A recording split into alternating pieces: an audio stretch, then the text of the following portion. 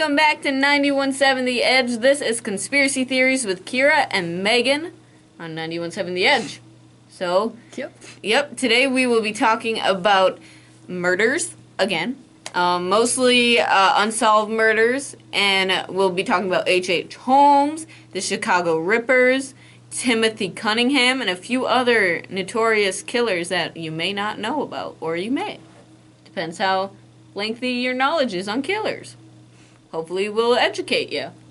Right. But as per usual, here is Peaches.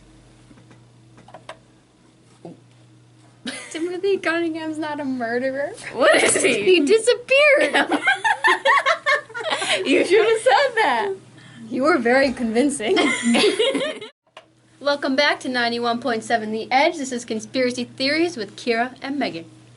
It sure is, and today we are talking about the famous dude, H.H. Holmes. So he was a guy that lived in Chicago in 1893. He claimed he had been possessed by Satan, so obviously he wasn't all there. He was born in May 6, 1861, and it's known to be referred to him as the Beast of Chicago. That's what people refer to him as. He killed between 20 to 200 people. Okay, that range is ridiculous. I know. Was it 20 or was it 200? We don't know. He nicknamed the place where he murdered his victims the Murder Castle because he had a funky house. I'll go into that. He wasn't arrested until 1894, and he was hung in 1896 for his crimes.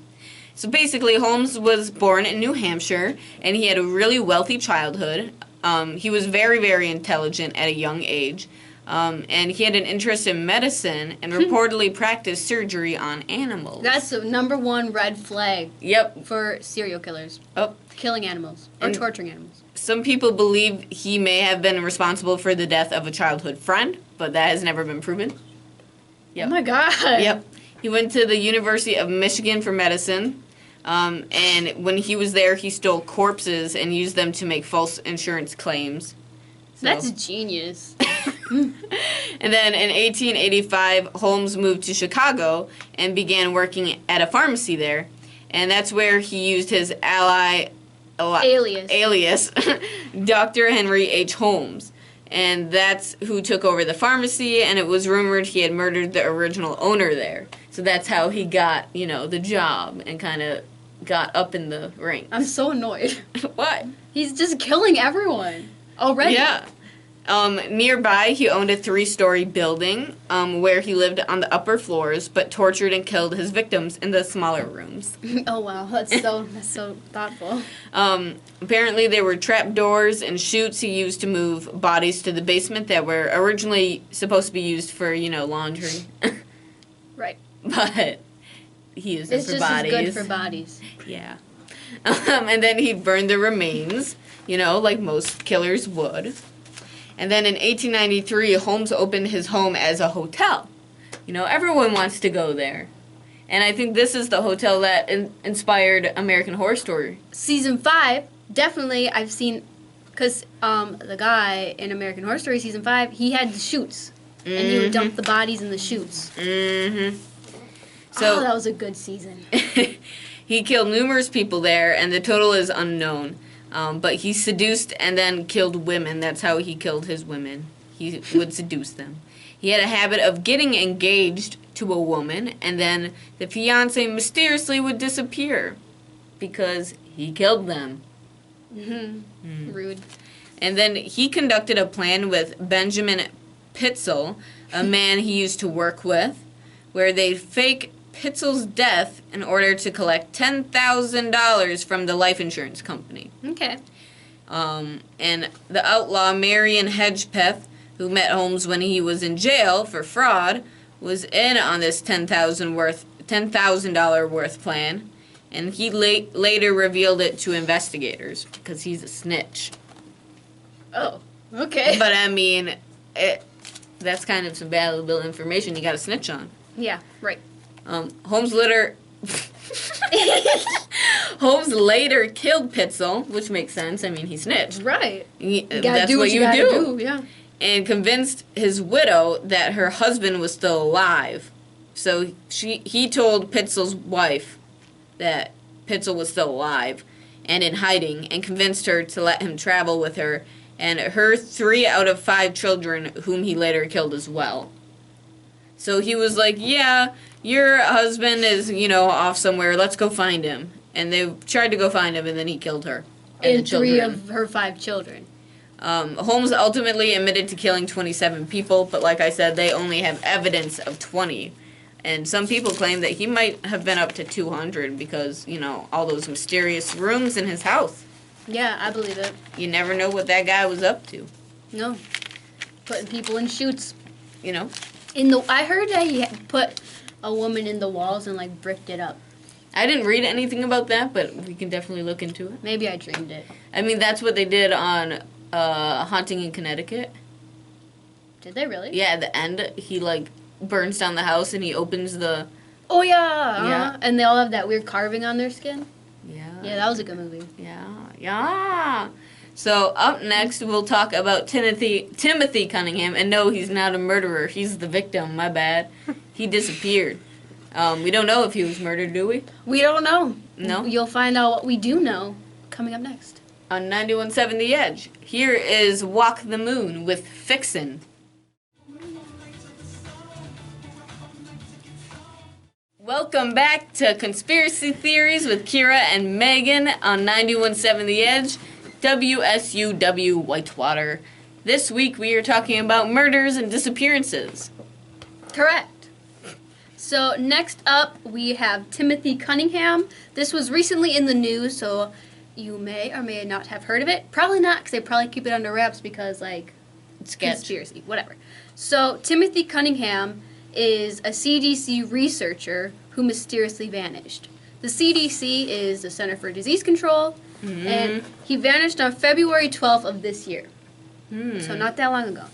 He had disappeared after a meeting with, upper management of why he did not get a promotion. Someone else got it. That's sketchy. So they were telling him, why he didn't get it. What if his company killed him? We're not even there yet. But you're right. So Cunningham is 35, and he left CDC headquarters in Atlanta after telling a coworker that he did not feel well. So this, I believe this was a few weeks after that meeting, or a week after that meeting, and he's like, I don't feel good, so he left. So he had spoken to his sister on the phone before work that day, which was kind of odd. Apparently he didn't do that very often. And then he called his mom at 9:12 a.m., which was after he left work. And his mom didn't pick up, but he didn't leave a voicemail either. So maybe he was just stressed and was like, Mom, I need to talk about this. I think they fired me. Maybe. Maybe he was But just he didn't stressed. leave a voicemail. I wouldn't. Sometimes I call my parents and they don't pick up, so I'm like, whatever, they'll call me back. True, I don't really... Whatever. Who leaves voicemails? Obviously not Timothy. Nope. All right. So, obviously he was reported missing, and the police searched the woods with dogs. They searched hospitals and jails. They looked at all his cell phone records. They searched cemeteries, and they even brought out the helicopter to search the area. So they really didn't, mess this one up. They actually looked. So authorities do not suspect foul play, but I do, obviously. I do. But they have not ruled it out either. So they don't suspect it, but they're also like, we don't know. Organ trafficking? Yeah. There's a $10,000 reward for information currently, and a GoFundMe was set up because we set one up for everything. And they've raised quite a bit of money. So friends and family of Timothy say that this disappearance is really out of character because he was an outgoing, fun-loving guy. He didn't do stuff like that, just leave without telling people where he was going. So nobody really knows. Some people do. Not Timothy. Okay. But he did. Cunningham's neighbor, Viviana. Viviana. I think it's Tony. I can't read my writing. She reported an odd encounter between her husband and Timothy the day before Timothy actually disappeared. Timothy told her husband to delete his phone number out of his phone. So Timothy was like to the husband, get rid of my number, don't have it in your phone. That's weird. He probably knew someone was coming after him. Or something. Organ trafficking. So, when the police searched Timothy's house, they found his phone, his wallet, his keys, his dog. No! And his passport, other, like, documentation. He didn't have any of that with him. So, That's not bizarre. even his keys. Well, where are you going? So, where is he? And who's taking care of his dog now? They got that under... I made sure. I checked it out. They got it under Did control. I did, because I knew you'd want to know. Can I adopt him? I don't know. His name's Mr. Bojangles. Yes! So, Do we know what kind? I think it's kind of a little dog. We'll look into it later. So, Timothy's father reported an odd interactions with his son, like before he had disappeared, saying that he was having a lot of professional and personal problems. So, like, almost, not getting the promotion. Like, that could be his professional problems. And then he was probably insecure about that and depressed. Probs, yeah. So He was that having could a be lot his of issues. personal. And it was odd encounters, which just add to the other one, too. Mm-hmm. And his dad he reported being really concerned about his son, as like I said before, he was out of character. All of it was out of character. Mm. So currently, well, actually, I'll have to look just to be extra sure that there's no new information, but his whereabouts are still unknown. We don't know where he is. He doesn't His have... phone didn't give them any info? I mean, he didn't have it on him, so I guess not. No, they looked at his phone records and stuff, and they didn't get anything from it. Mm-hmm. So, I don't know where he is. Maybe he's abducted by aliens. It freaks me out that he worked at the CDC, Center for Disease Control. Stranger Things. Oh, okay. Yeah. But, like, the flu was such a big thing this year. Mm-hmm. What if he was, like, telling people, like, on the down low, like, info, that classified info. And then they're like, we gotta get rid of him because he can't do that. Mm-hmm. Exactly. I think he was either abducted by aliens, because he wouldn't have any of his belongings on him. And nobody can find his trace. He didn't call anyone. He didn't text anyone. He didn't say anything. But he knew something was fishy. He told the person to get rid of his number in another phone. You're right. So maybe he knew that the aliens would come. Do you really know when they're coming? Or he thought he was being watched, and that's why he was having weird encounters with people. And then they finally came for him, and they want his healthy organs for the black market. Organ trafficking. Maybe. And what ethnicity was Timothy? He was black. So I think that might play a role into it. I would say either organ trafficking or my own personal theory about the flu. I don't know. I'm not... You don't believe in aliens? Of course I do, but I just don't see the evidence in this one. I think it's more... It's weirder than aliens. I don't know about that. Well, we'll see. Yeah. If we get any new info, we'll update you. Yes. So up next, we'll talk about the Chicago Rippers and how they killed a bunch of people. And that fun story right there. But right now, we have M83 with Midnight City. Yeah.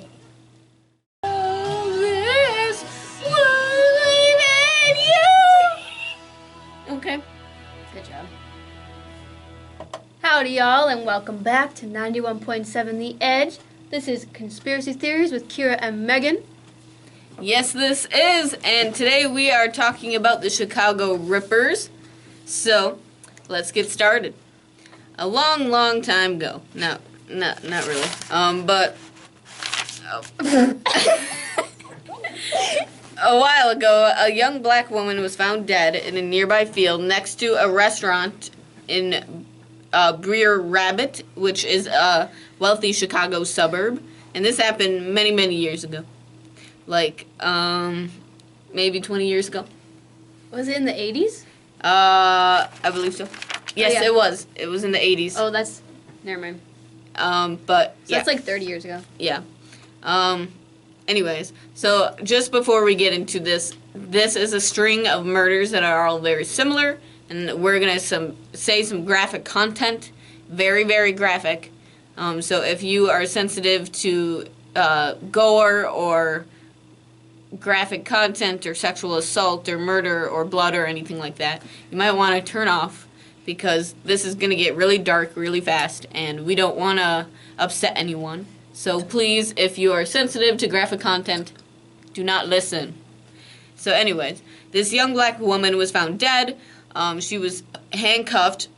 Her hands were handcuffed behind her back. And while she was dead, she was still wearing a shirt, but her underwear was found pulled down past her thighs, so it exposed some areas. She was a 20-year-old sex worker named Linda Sutton. And the crazy thing about this is that both her breasts were cut off. And 5 more bodies were later found in the following months that were all raped and had breasts cut off like Linda. And we'll get into more of those graphic details. In May 1982, Lorraine Borowski, a real estate agent from Elmhurst, another Chicago suburb, went missing after walking to her job. So on October 10th, 1982, a teenager found her body in an alleyway by a cemetery, and her left breast had been cut off. Wait, so she went missing since May, and then they found her in October? I guess. Ooh, that's a long time. Probably weird stuff happened. 2 weeks later, after Lorraine's murder, 30-year-old Shu Mak disappeared. Shu was born and raised in China. She lived with her family in the U.S. and worked for an electrical company and the family restaurant. So Shu Mak got into an argument with her brother and was forced out of their car on their way home from the family restaurant. Like, literally, they were stopped at a stoplight, and he's like, get out. And on September 30th, Shu Mak's body was found by a railroad in another Chicago suburb. This time, no body parts were really found. Only clothes were left on the, body, if you could call that what was left. And the only thing that was really identifiable was her necklace that she always wore.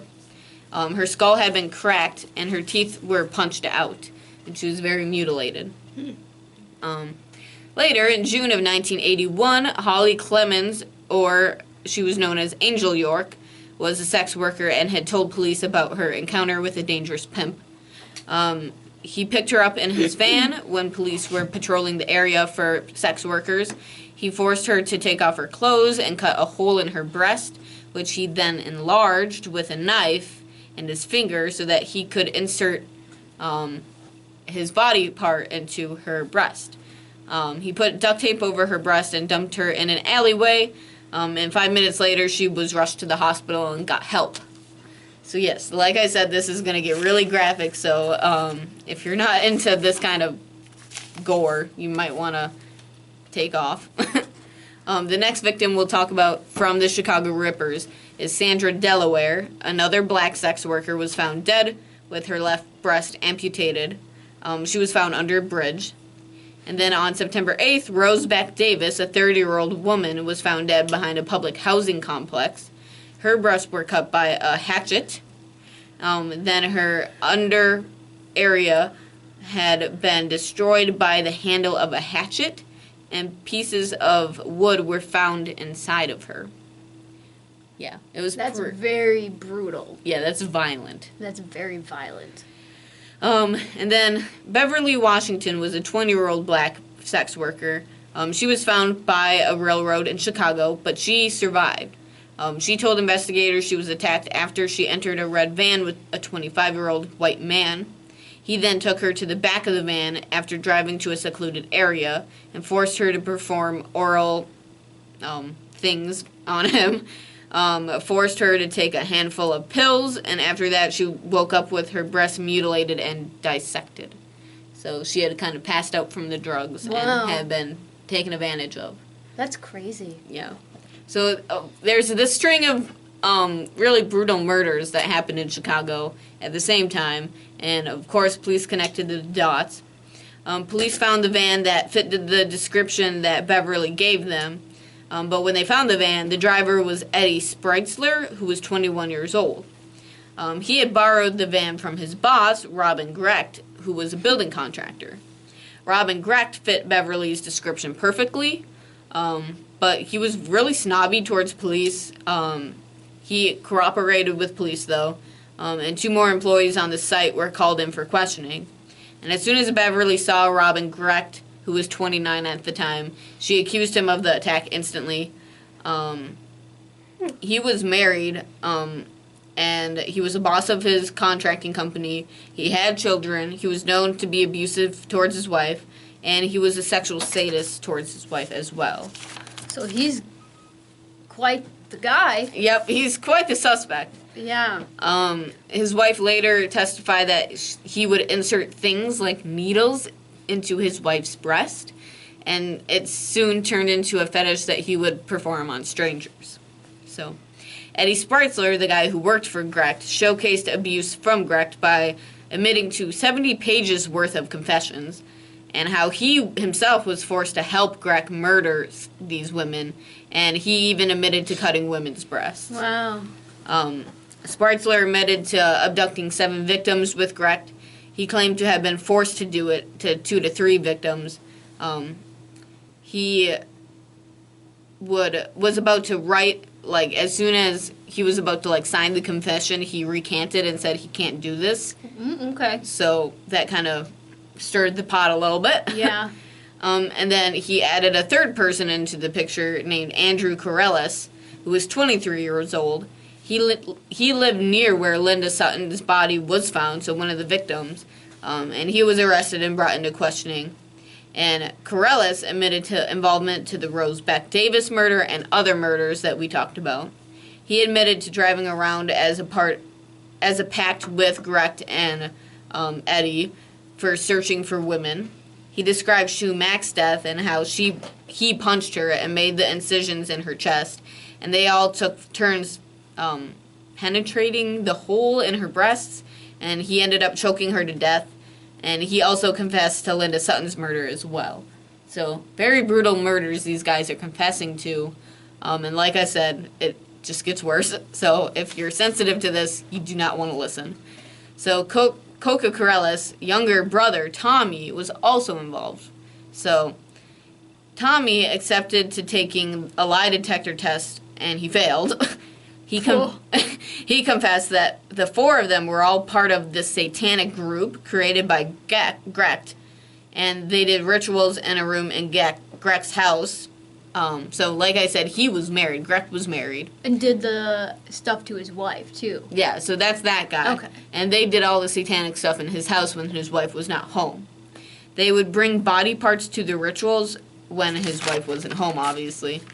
And they would bring amputated breasts to the satanic rituals, and all of them would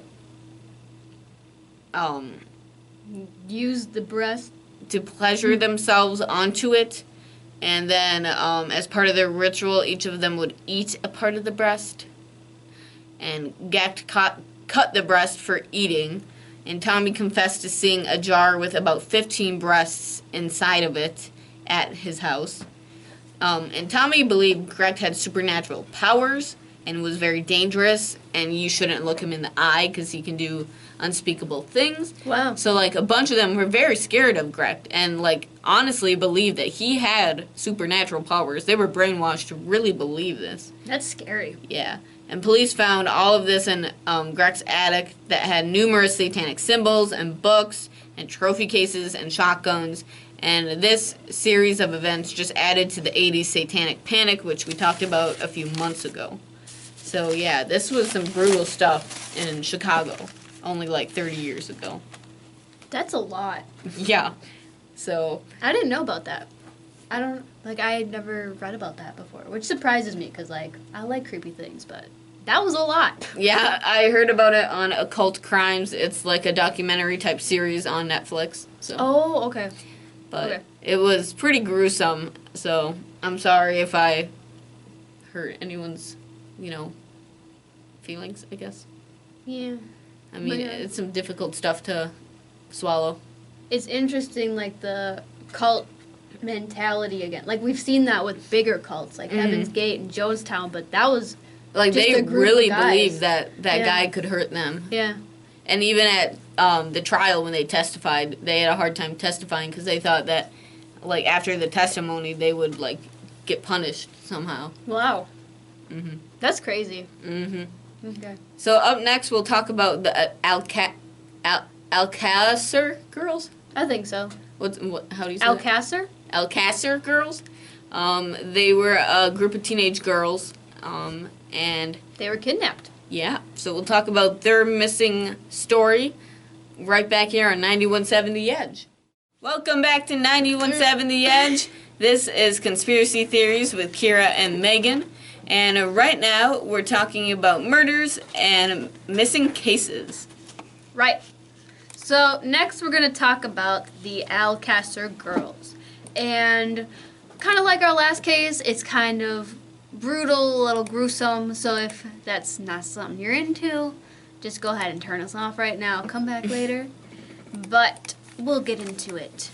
So 3 teenage girls, their names are Miriam, Antonia, and Desiree, in Alcácer, Valencia, Spain. They were kidnapped, raped, assaulted, and murdered after hitchhiking to get to a nightclub in November of 1992. So the case was pretty notorious in Spain because of the brutality of the crime, and the police investigation was pretty highly criticized, so, you know, everyone knew about it when it was going on. The autopsies of the girls revealed 7 different hairs with 7 different DNA profiles on them that belonged to none of the girls or the 2 alleged murderers, Antonio Angeles and Miguel Ricart. So remember that, because that's weird. Mm-hmm. So the girls disappeared on November 13th of 1992 while they were traveling to like a high school party that was being held in Cooler, a popular nightclub in the neighboring neighborhood. So Neighboring neighborhood. The neighboring neighborhood. I can't pronounce it. I'm sorry. But it was, so they had to travel to get there. But it was like a school party. So Miriam had asked her father to drive them to the club. But he had the flu, so he couldn't really do it. He wasn't feeling good. So they decided to hitchhike, which they had done before. Like the summer before, that was something they did. So it wasn't like they were afraid to do it. And a witness saw the girls get into a sedan full of men, and that was the last time they were seen alive. That's crazy. Yeah. Do you have any... Yeah. That's it? No. Oh, okay. I'm still going. So, Miguel Ricart, one of the alleged murderers, he was charged. He stated that Antonio Angeles, the other alleged murderer, that Antonio and himself, they picked up the girls. They were the the car full of men. The men full of cars. They were the car full of men. So they picked them up and they drove past the nightclub. And when they drove past it, the girls, they started to scream because they're like, something's not right. Like, oh my God. This is where we're supposed to be going. So then Angeles pistol whipped them with a handgun. Me too. To like gain control. So they were pretty brutal. So the men then drove to an abandoned house in La Romana, which was very isolated and in the mountains. And at this abandoned house, 2 of the girls were raped. The men then went to another town to get food, which is just such a man thing to do. And after that, they came back 2 hours later, and the 3rd girl was raped also. So the girls were then tortured for the rest of the night, and then after that, the men made them walk to a pit that they had dug earlier. And when they got there, they were assaulted further. So according to the autopsy, Desiree's breast was kind of mutilated, and she was stabbed twice in the back. And the other girls were beaten with sticks and stones before being shot. And they were all buried in the pit that they had already dug. So it was premeditated, obviously. Mm-hmm. Okay. There was also, in the autopsy, there was evidence of severe trauma in the vaginal region. Oh, yep, down under. Yes, so there was a lot of trauma shown there. And before, this is something that I found interesting. Before the killers left the crime scene, they picked up all the bullet casings after they had shot, their gun, and they cleaned out their car. Interesting. So they're like, we're going to cover our tracks. I would too. All right, good to know. So once the girls were reported missing, there was a pretty intensive search for them. Mm-hmm. But their bodies were not found until January 27th of 1993, which was 75 days after the death.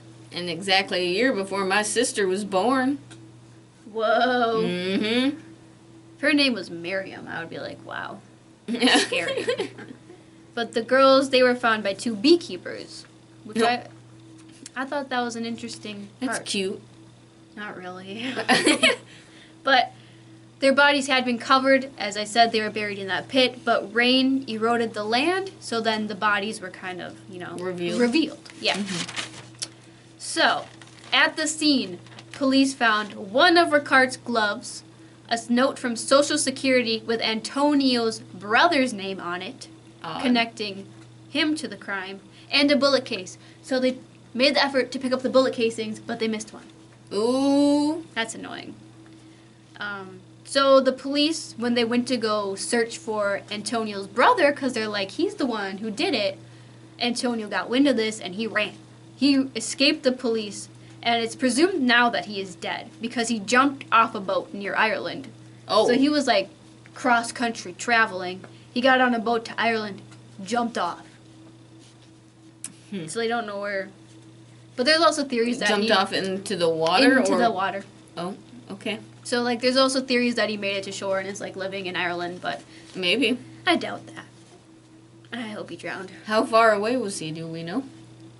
Could he swim? I don't know. I don't know the details. Ricard was released in 2013, so he did serve time for this crime. That's good. But he was released after a ruling that indefinite prison sentences were cruel and unusual punishment. So he got out, like, on a technicality. Indefinite? So, like, saying there's no set time of when you're going to be out. Well, why didn't they just give him a time then? I don't know. You have to bring it up with the court. I will. But he's currently residing in a monastery in France. Me too. So, another unfortunate crime that occurred. Yeah, and people didn't really get the justice that they deserve. But I don't understand the whole indefinite thing. Like, he should just be in jail. But I figured it's like, well, it's different than the United States. Like, this was in Spain. Mm-hmm. So I don't really know how the justice system works over there. But they're like, an unsure amount of time is cruel and unusual. I guess. Because, like, if you're sentenced for life, you know you're going to be there forever. Well, I'd assume that's what it meant. Oh, well. But he got out on a technicality, which is annoying. Well, up next we'll be talking about Eric Smith. He murdered someone. Okay. So we'll talk about that coming up, but here is Owl City on 91.7 The Edge. Turn their equipment! Me either. Boy, what are you... I'm just kidding. Howdy, y'all, and welcome back to 91.7 The Edge. This is Conspiracy Theories with Kyra and Megan. Yes, this is. And right now we are talking about the killer, Eric Smith. Eric Smith was 13 when he killed a 4-year-old named Derek Robbie on August 2nd of 1993. So not that long ago. Before we were born, but not that long. In Savona, New York. Mm-hmm. And Smith was a loner. He was bullied for large ears, glasses, freckles, and red hair. So he was a ginger with big ears. Yep, all the components that kids really target. Or that, like, stereotypical kid, like, in the Nickelodeon shows. Yeah. That gets bullied. But anyways, during Eric's mother's pregnancy, she took tridamone, which is an epilepsy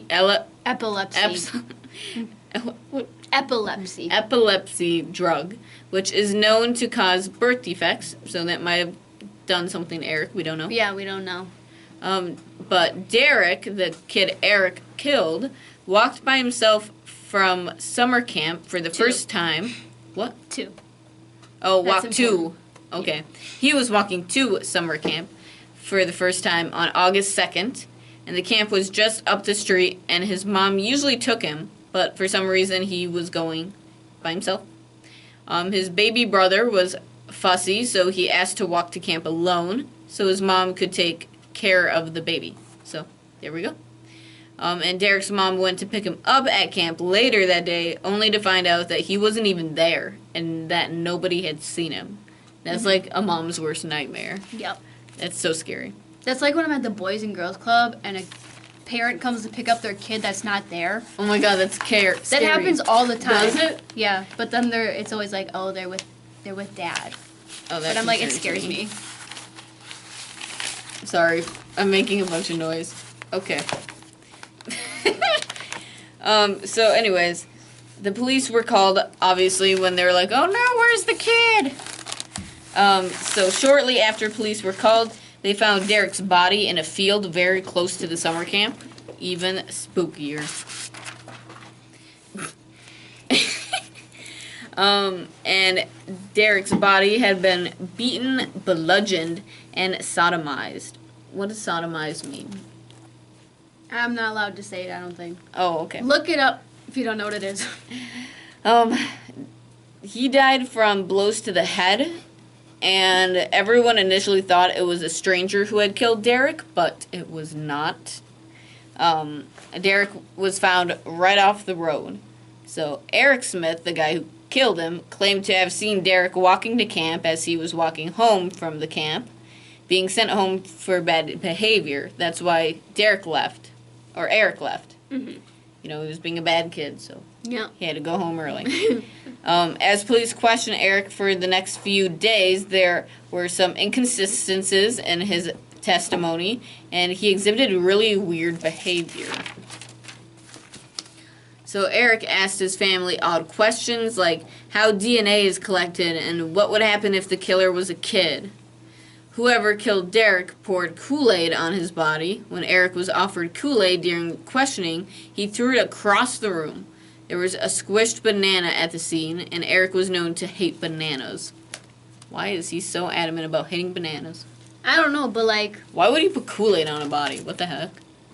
I don't... Because he's a kid. It's so weird. It is weird, but like, kids do weird things. And then Eric confessed to killing Derek a few days later after the murder. And Eric claimed he was abused by his stepfather and bullied really badly and had no friends. So family spoke out about the anger problem with Eric, and his father told him to punch things. So Eric had an anger issue, and, you know, the way to handle that issue is to punch things. His dad wasn't very helpful. Nope. So Eric was very angry after being sent home from camp, and he decided to let out his anger on Derek. And he lured Derek off the road, saying he knew a shortcut to camp. And Eric beat Derek with rocks. He strangled him with a stick. He sodomized him with a stick. And Eric said he panicked, and to make sure Derek was dead, he used a stick, presumably to stab his heart. So, yep. Pretty brutal, honestly, for, like, how old is he? 13? 13, yeah. Yeah, that's crazy. So Eric's sister was sexually abused by his stepfather, and she believed Eric was as well. So that might explain why he's so traumatized and violent. But he refused to talk about it. Eric had killed a neighbor's cat, which was also a red flag. I don't know why that wasn't mentioned. I know. Eric was tried as an adult. Nope. And sentenced to 9 years to life with a possibility of parole. Holy crap, 9 years to life? Yep. That's a lot. I'm going to complain when you're done talking. Initially, he was in juvenile prison, but he was then moved to a real prison in 2001. And he had parole meetings every 2 years. So Eric has been denied parole 8 times. People who work with Eric say he has immensely grown and changed. He's very remorseful for what he did. He says he would be an asset to society, and he could counsel bullied children and children with anger issues. So every time Eric has a parole meeting, people from Savona write to the parole board questioning Eric not being released, requesting he would not be released. So people are very against him coming out of prison. Mm-hmm. And Eric will be up for parole again this year. So I have a lot of problems with this case. Okay, let's say it. So, one... Spout the tea. As you know, if you listen to our show, that one person out there, if you know, I hate children being tried as adults. No, why do you hate it? I hate that because why can't we bend and change the rules when we find it convenient? Like, the legal system is set up for justice, but when we're like, we decided that this crime is too severe, so we're going to try this kid as an adult. I don't like that. I don't buy that. Like, the rules are there for a reason. Why are we choosing... But what if it is that severe? Well, then you need to consider other things, because jail's stupid. Like... What would we do without jail? Okay. Kyra. I'm just saying. When juveniles commit heinous crimes like that, you should look into rehabilitation and, like, what caused that. Mm-hmm, because definitely. most, like, children or adolescents, you know, are reacting to something in their lives, or they have a mental health problem that isn't being addressed or treated. Yeah, so if they commit a crime, right, and he had anger problems. So, and he could have had birth defects, we don't know, from the medication his mom took while she was pregnant. So, what I'm saying is that juveniles should always be tried as juveniles. Because they are juveniles. Because they are juveniles. And they have a brain of a juvenile. Correct. Because your brain is not fully developed until you're 25. Mm-hmm. So, what they should have done is tried him as a juvenile and got him the resources they need, because jail is claimed to be about rehabilitation and then putting people back into society. But then after they get out of jail, it's so hard to get a job if you have a felon. Well, that's what I'm saying. Like, people are like, we want to rehabilitate prisoners. Mm-hmm. But then why would you try a child as an adult and then put him in jail? 9 years to life just seems real severe. Like, I know he killed a kid, but, like, he was 13, and at 13, your mind is stupid. Like, the Slender Man killing, like, they legit thought that they were, you know, sacrificing someone to Slender Man. Like, this kid was just angry, and he probably just meant to hurt him, which still isn't good, but I'm sure he didn't mean to kill him. Mm-hmm. And he probably, you know, sodomized him because he had been, you know? Like, he was just portraying what he had dealt with the abuse. Right. And, which like, is not good, no. and, you know. But I feel like they really messed up on this one. And being denied parole 8 times when, like, people he've worked with in prison and, like, everything has said how much he's changed and how remorseful he is and how he... I've seen interviews with him, not saying I know this guy because I don't know him at all, but, like, I've seen interviews of him in jail, and you can just tell that he is so remorseful and that he's changed. He's a totally different person. But he's up for parole again this year. We'll see how it goes. We'll update you if we can, but that's just my 2 cents, so I'll stop now. Well, I mean, I think it's definitely something to consider, you know? Yeah. Think about if you are listening. But up next, we'll talk about the Black Dahlia and maybe some other missing cases. So stay tuned. It's your boy, Skinny Penis. Welcome back to 91.7 The Edge. This is Conspiracy Theories with Kyra and Megan. And today, our theme has been murders and disappearances. So to continue with that, we are talking about the disappearance of Kyra Horman. Yep. So, Kyra Horman is a 7-year-old boy who went missing in Portland, Oregon, whatever, on June 4th of 2010. So this was... Not too long ago. 8 years ago? Yeah. Seems like yesterday. It does. But I have a nifty little timeline, so we'll be able to keep track of what's going on, hopefully. Nice. So around 8 a.m. on June 4th of 2010, Kyra arrived at Skyline Elementary School in Portland with his stepmom, Terry. Terry. Yeah. To set up his science fair project. So he had a science fair project, the science fair was going on, so they were there to set it up. At 8:15, Gina Zimmerman, the president of the PTA, she saw Kyra and Terry there by Kyra's project, so it can be confirmed that he was there with Terry at the science fair. And then, at 8:45 a.m., Terry leaves the school after touring the science fair with Kyra and then seeing Kyron walk towards his classroom. She, in an interview I saw on Dr. Phil, Yes! She said she saw him get all the way to his classroom door, and then that's when she left. So he was in there, or thought to be in there, you know. Mm-hmm. So at 9 a.m., a student reported seeing Kyron at the south entrance. But the sheriff, Dan Staton, says that was the last anyone saw Kyron, but then later that was that statement was retracted. So he said Lola lied? I don't know. I didn't really get the info on that. But I'm like, that's weird. Why would a kid lie? I don't think the kid lied. I feel like maybe someone else saw him again after that.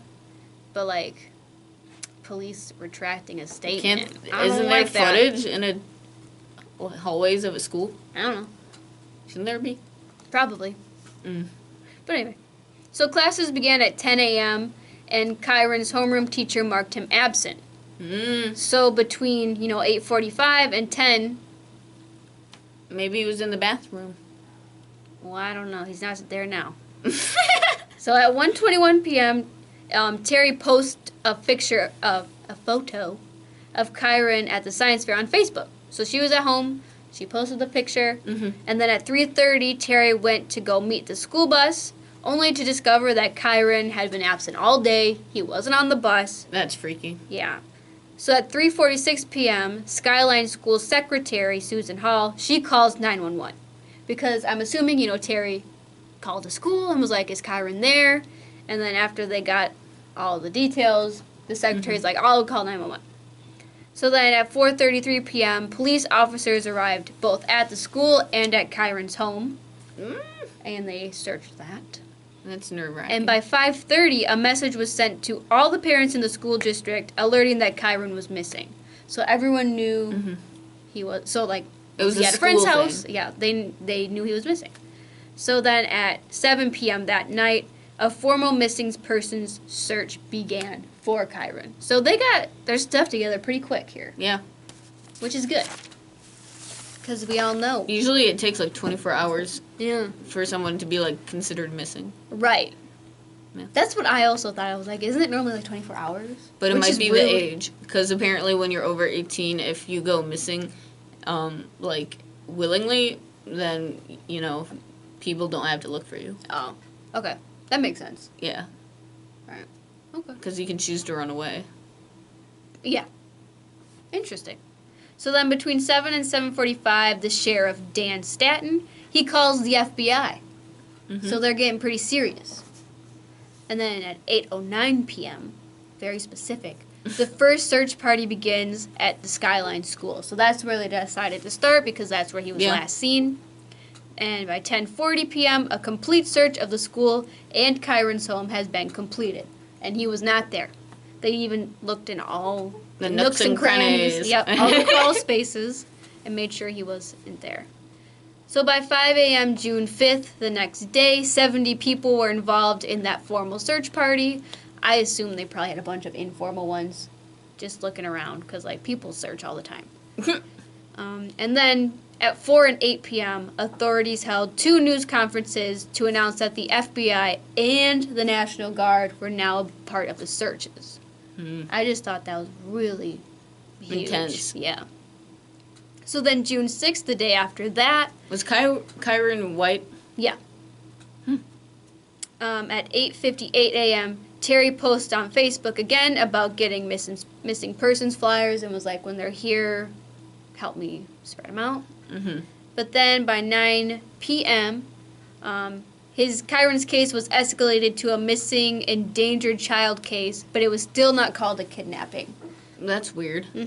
So it like upgraded, but not all the way to kidnapping. Why do you think that is? Probably for the length of time he was missing so far. He was like in danger. So, but it wasn't kidnapped yet. So then by June 9th, a couple days later, the family had stopped talking to the media at all, and Terry had made her Facebook private. So, yeah, the media was kind of in their face. Yeah, I bet. So then June 13th, a few days later again, at noon, the sheriff's office announced that the search for Kyra had ended. Why? And I'll explain. Well, hurry up! And now his case was a criminal investigation. So it had What happened? escalated again. Well, because of for how long he was missing. Like, it's probably just protocol. Christ, Kira.